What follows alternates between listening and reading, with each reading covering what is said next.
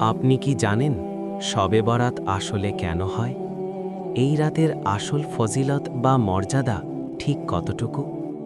আর সবচাইতে জরুরি কথা, এই রাতে আপনার ঠিক কি কি করা উচিত? চলুন জেনে নিই। সব মানে রাত, আর বরাত মানে মুক্তি। এই রাতটি আল্লাহ আমাদের দিয়েছেন গুনাহ ধুয়ে মুছে পরিষ্কার করার জন্য। হাদিস অনুযায়ী এই রাতে আল্লাহ দুনিয়ার আসমানে নেমে আসেন এবং বান্দাদের ডাকতে থাকেন, আছে কি কেউ ক্ষমা চাওয়ার? আমি তাকে ক্ষমা করে দেব। এই এক রাতেই কোটি কোটি মানুষকে জাহান্নাম থেকে মুক্তি দেওয়া হয়। এই রাতে আপনার প্রধান কাজ হল তিনটি: তওবা করা, নফল ইবাদত করা এবং সম্ভব হলে পরের দিন রোজা রাখা।